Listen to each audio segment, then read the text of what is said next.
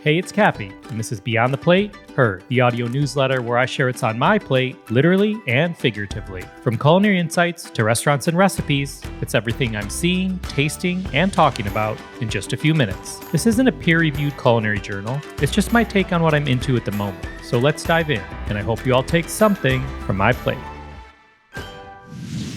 All right, first up is Puerto Sagua restaurant on Miami Beach. Puerto Sagua is a family-owned Cuban restaurant that's on the corner of 7th and Collins on South Beach. And it's been there for like over 60 years. And it kind of feels like it. And I mean that in a good way. This is quintessential, traditional, casual Cuban food. It's the kind of place that locals have been going to like their whole lives. And I used to go when I lived in Miami 20 years ago. And I swear it's like the same food, same vibe, same counter. You get it. They serve breakfast, lunch, and dinner. I'm usually there for breakfast or lunch. Good old Cuban toast, eggs, cafe con leche. But I do know people who specifically go for dinner and they do not veer off course for their dishes that they always get. There's an oxtail dish, a fish dish. I don't remember. But ask your server. Like always at a place like this, lean on that server that's worked there forever. Ask them what they love and trust the process. I always grab a seat at the old school diner counter if I'm dining solo. And look, this isn't like blow you away food, but you're going to get a really good taste of traditional Cuban food, culture, and Miami. I will add that I know plenty of well-known chefs who do not visit Miami without a stop at Puerto Sagua. Throughout this episode, you can find all the links and handles I mentioned in the show notes.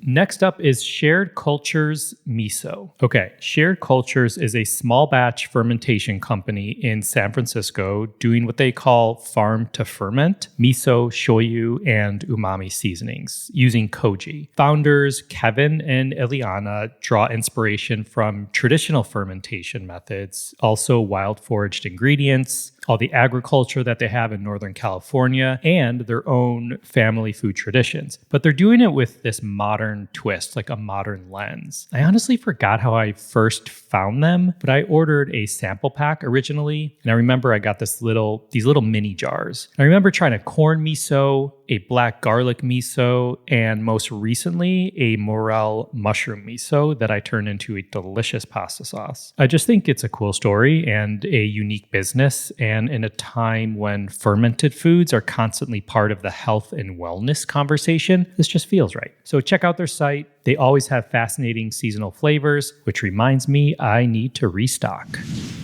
Next up is a recipe. It's the New York Times slow cooker hoisin garlic chicken by Sarah DiGregorio. I think I featured a recipe from Sarah once before on one of these episodes. Anyway, slow cooker talk. I have a very simple opinion about slow cooker recipes. One, they should not have more than 10 ingredients, ideally much less than that. And two, they should have minimal steps. And by minimal steps, I mean put everything in the slow cooker, turn it on, and walk away for a few hours or more. To me, that's the whole point of a slow cooker. And this recipe pretty much fits the bill. It caught my eye, we made it, and the fam was pretty pleased. So if you're into slow cookers, this recipe may be one worth checking out. I will include the link to the recipe in the show notes.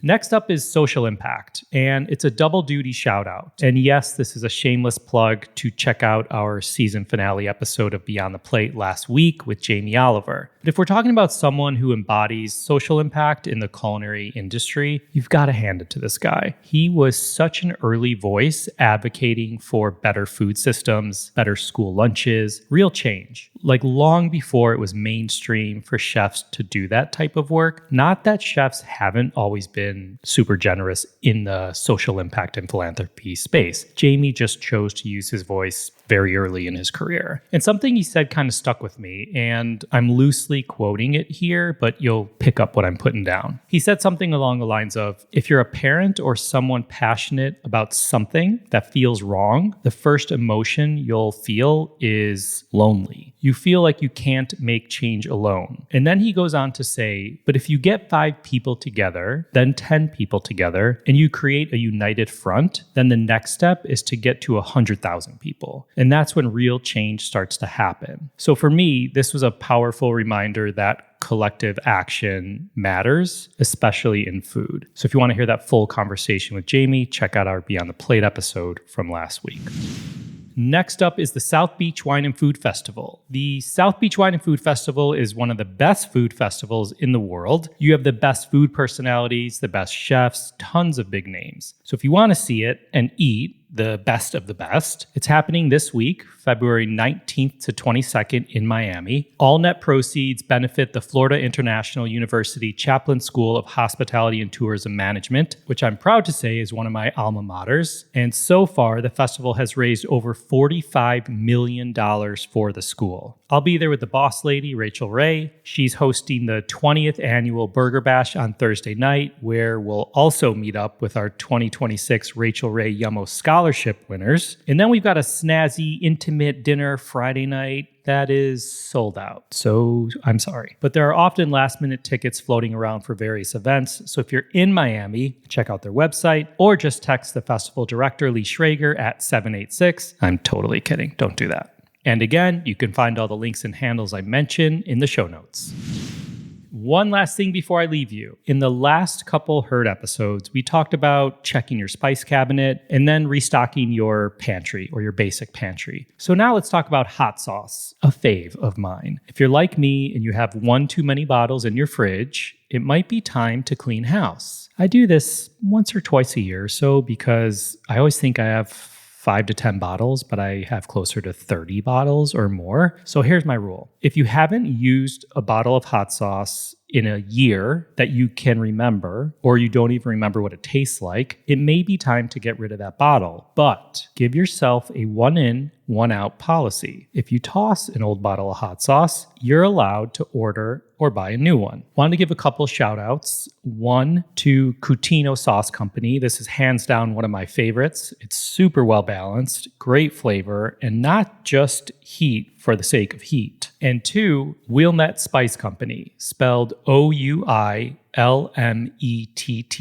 This is father-daughter owned, and it's based in the north suburbs of Chicago. You'll find them in spots around Evanston and the Wilmette area, but they're in other surrounding suburbs as well. And listen, I'm always open to new hot sauce recommendations. For me, I prefer good flavor with a nice kick, but I don't want something that's going to blow my head off where all I taste is spice. Thanks for listening to Herd, a production of Beyond the Plate. You can find all the links and handles I mentioned in the show notes. If you like this, then tap the follow button and tune in for more Herd, where I share what I'm seeing, tasting, and loving lately in food and hospitality. And if your friends and family may enjoy it, I hope you'll share it with them. Until next time.